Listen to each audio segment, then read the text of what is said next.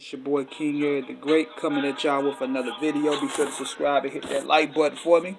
So, the last ride was supposed to be mark the end of the Undertaker's wrestling career.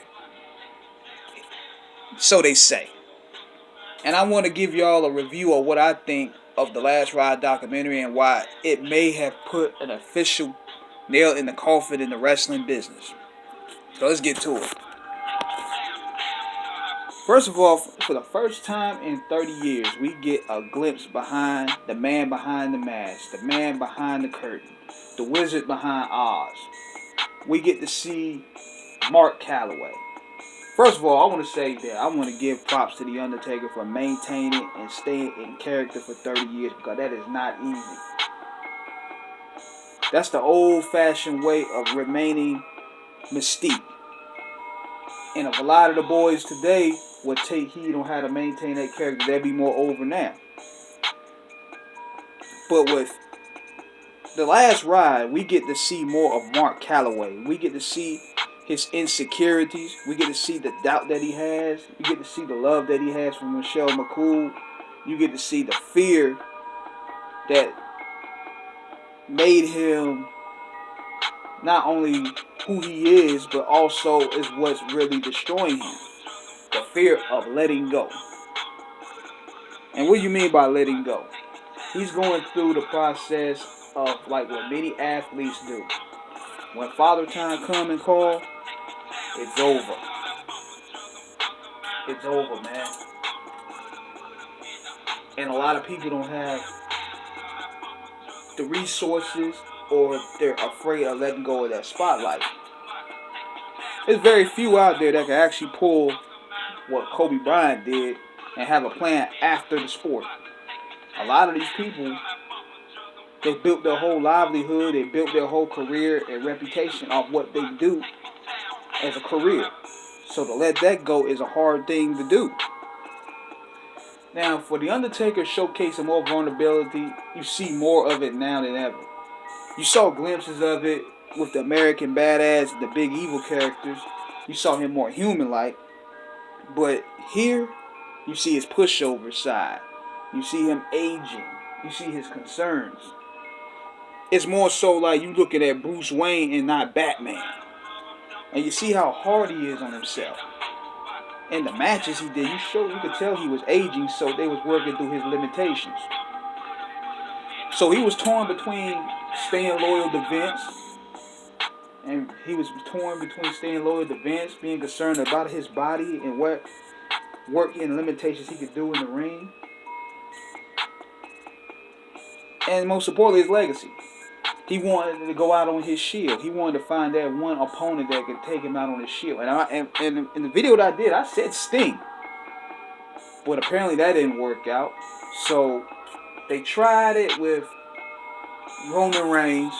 That was a disaster because Roman Reigns at that time wasn't a ring general. He couldn't really dictate the pace and carry Undertaker like somebody like Triple H could.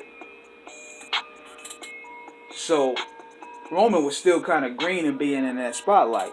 So then they tried it with John Cena, which was a quick match. Then they tried it with Triple H.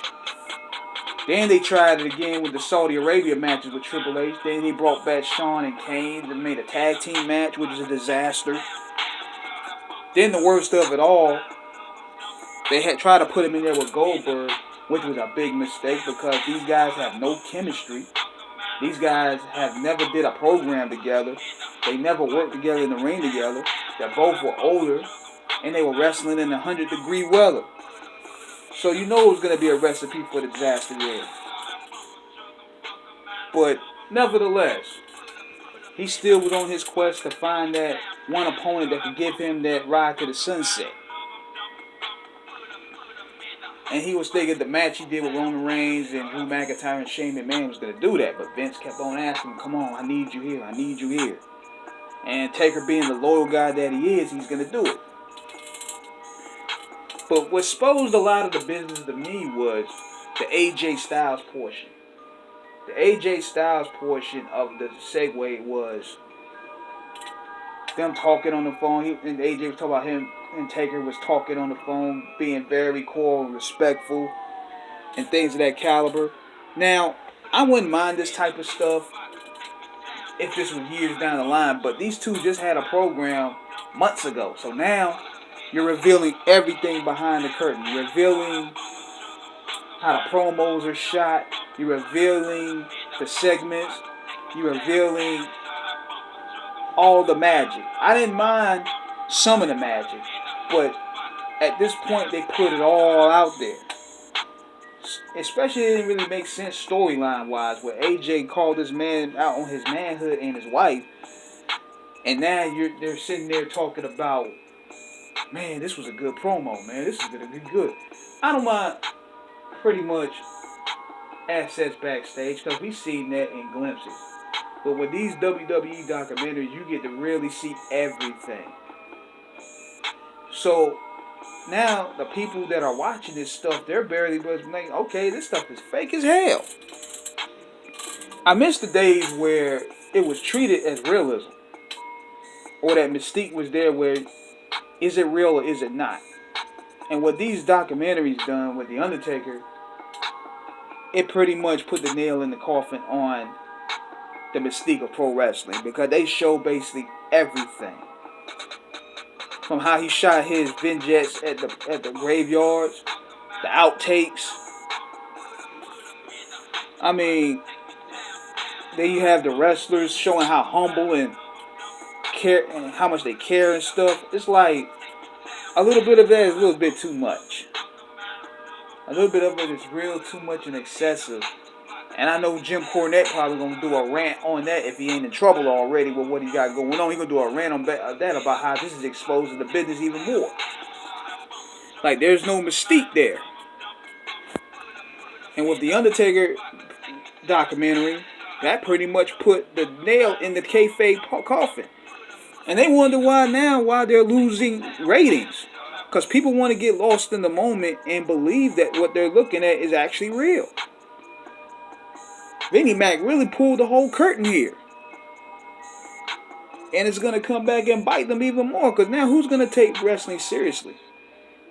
Yes, it should be taken seriously at times. But there got to be a sense of mystique. It got to have a sense of story.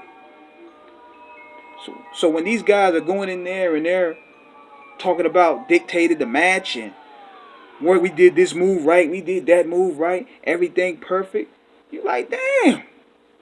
You revealed everything. So let me know what you guys think of this. Is The Undertaker gone for good? What do you guys think of the final ride, the last ride joint? Let me know, holla.